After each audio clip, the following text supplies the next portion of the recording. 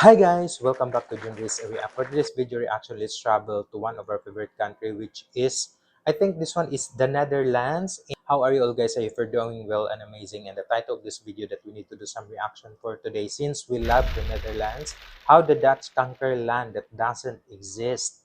Oh wow!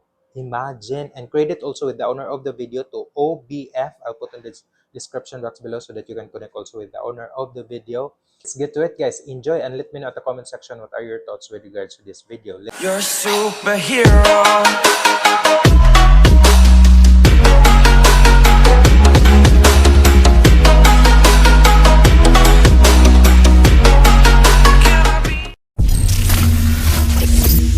Let's get to it. Enjoy. I want you to take a look at this map of the Netherlands. It's from the 1300s and it shows exactly how big the Netherlands was at that time. What's interesting is that rising sea levels have caused this country to shrink by around 65% in size from what you see on this map. So here's a map that shows what that would look like. But interestingly, this is not what happened. If we fast forward 7 centuries and look at a map of the Netherlands today, it hasn't shrunk in size. Instead, it's grown in size by 17%. So what happened? Well, obviously they didn't go the traditional route by annexing land from Belgium or Germany, the only two neighboring countries to the Netherlands. Instead, they created new land and somehow saved all the land below sea level from disappearing into the ocean. So I had to figure out how they did this. But on that journey, I found out that the Dutch war with the ocean explains so much about the Netherlands, its culture, history, and why it turned out to be the country it is today. I mean, have you ever wondered why there are windmills in the Netherlands? Why there are dams in Amsterdam? Or why pretty much all tulips in the world come from here? Well, turns out all of these things can be traced back to the Dutch war with the ocean. So what better place to start than the iconic windmills that you see everywhere in the Netherlands. Now, you might be under the impression that these windmills have one purpose, milling wheat. But these engineering marvels were the cornerstone in the war with the ocean. You see, their main purpose wasn't to mill wheat, but instead to pump out water from one place to another, which is a key part in how the Dutch create new land.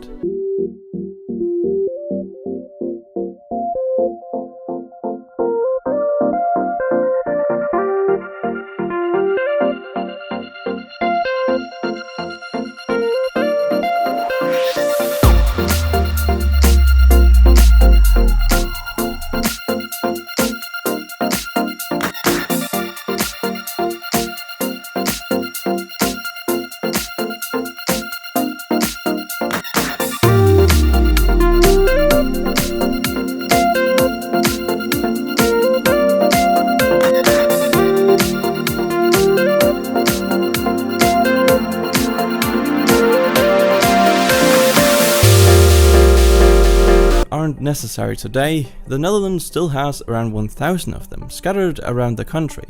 And even though they've gone on to use much more sophisticated methods to drain water, the windmills are left as symbols that represent the long history of Dutch dominance over the ocean. But wait a second, what do they use this reclaimed land for? Considering draining out seawater from an area will leave you with land that is made up of sand, salt, and clay. Which isn't the type of soil you typically want to use for anything useful like, say, farmland. So what do they use it for? Well, despite the composition of the soil not being suited for traditional farming, the Dutch have found a way to use this type of soil to their advantage. You see, it turns out that the seabed soil, with a mix of rain, sunshine, and clever crop rotation, eventually becomes extremely fertile to one crop in particular. And that crop is flowers, most notably tulips. And since the Netherlands has numerous patches of land with this soil due to their land reclamation, flowers are big business in the Netherlands. In fact, their tulip exports account for 80% of the world's supply. Just think about that. 80% of the world's supply of tulips comes from one country, the Netherlands. There is simply no other place on earth where the conditions for growing tulips are even close to being as good as the Netherlands. I mean, no wonder, it's the only country with such vast acreage of reclaimed land. Except for China, of course, but they use different methods to gain new land. Correct. But hang on a second. If you look closely at these fields, you'll see that most of them are covered in grass, not flowers. And when I first saw that, I became quite curious. I mean, why aren't they growing flowers on all of the fields? Or maybe another crop that is actually useful, instead of plain old grass? Well, I found the reason, and it's cheese. Let me explain. You see, whilst flowers are certainly the most obvious crop choice for these farmlands, there is simply too much land available to grow them on. And since the Dutch already represent 80% of the world's supply of, say, tulips, the supply would far exceed demand had they grown them on all of their polders, which in turn would create incredibly low prices, making it unprofitable to grow tulips and flowers for the Dutch. So something else had to be grown here. And as you might remember, not that many crops like this type of soil. So grass was pretty much the only option. But obviously, grass can't really be consumed by humans, and therefore isn't that desirable to any of us. So in order to make use of the grass in a profitable way, the Dutch put cows here that would be happy to eat it and turn it into milk. The only problem is that milk expires quickly and isn't particularly profitable. So, in order to combat this, the Dutch began turning the milk into cheese, a product that lasts longer and has a higher selling price. This is where Gouda came into the picture. A beautiful Dutch cheese that is recognized by its sweetness and creaminess all over the world. And it quickly became one of the best-selling cheeses, making it a highly profitable product for the Dutch, which is exactly what they were going for. So, because of the extensive land reclamation the Netherlands has done over the years, they discovered their two most lucrative export categories, dairy products and flowers. Very incredible. And that's truly incredible. And it shows the ingenuity of the Dutch. But the Netherlands is home to more than just tulips and cheese. Dikes. Let's not forget about dikes. Lots and lots of dikes. Correct, they have a lot of dikes. The Dutch take dikes seriously. And no wonder. They are the only thing that keeps the 65% of their land that lies beneath sea level from drowning. Therefore, these dikes are no joke.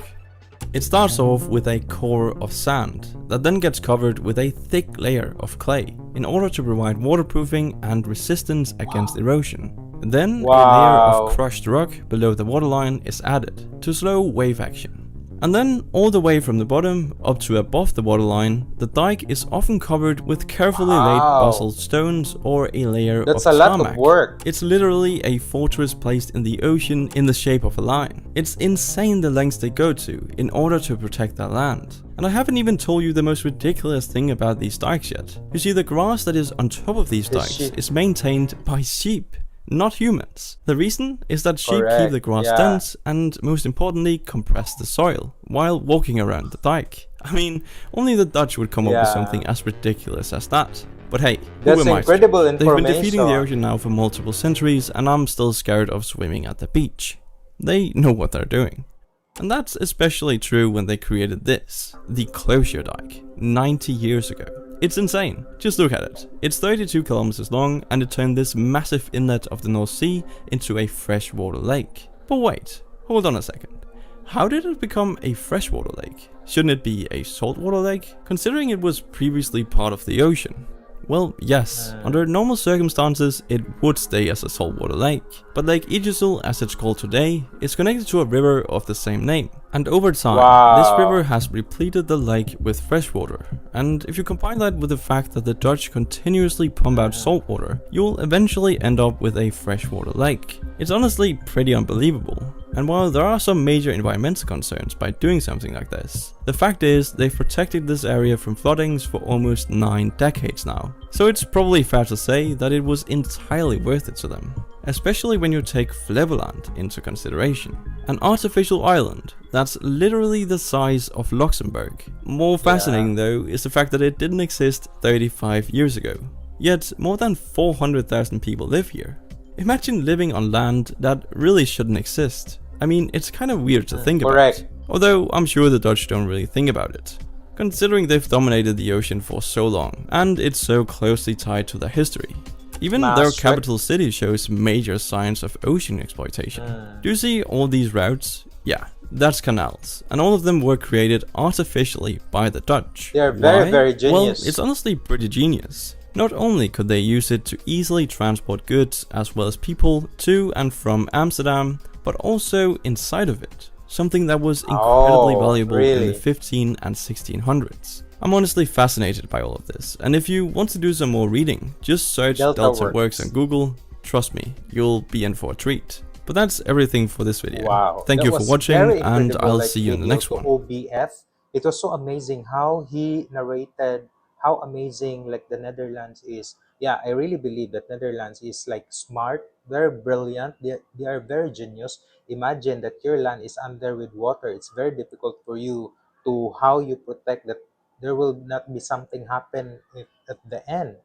They are really really smart doing it, and like they are very rich in tulips because they discover the soil that only these things can grow in this type of soil, and that's so amazing. And even like how those canals are very beautiful, and one of the tourist like destinations, like people around the globe will travel to the Netherlands just to see those like river or those infrastructure that they build, those tulips that it grows very colorful. Wow, this is so amazing. I really enjoyed watching like this one to discover more about the Netherlands, of how rich this country, their culture is, and so amazing, guys. I hope you enjoyed watching with this one because I did enjoy it so much. And if you have some comments and suggestions for my next video reaction, please put in the comment section. I'd love to read and respond with you all. And please connect to OBF also. I'll put in the description box below. Have a good day, everyone. I hope you can teach me also how to speak like that. Might be someone can put at the comment section how to do some greetings. Thank you so much, and please consider like subscribe also with my channel. Junry. Thank you so much. Have a good day, everyone. Bye bye, guys. God bless.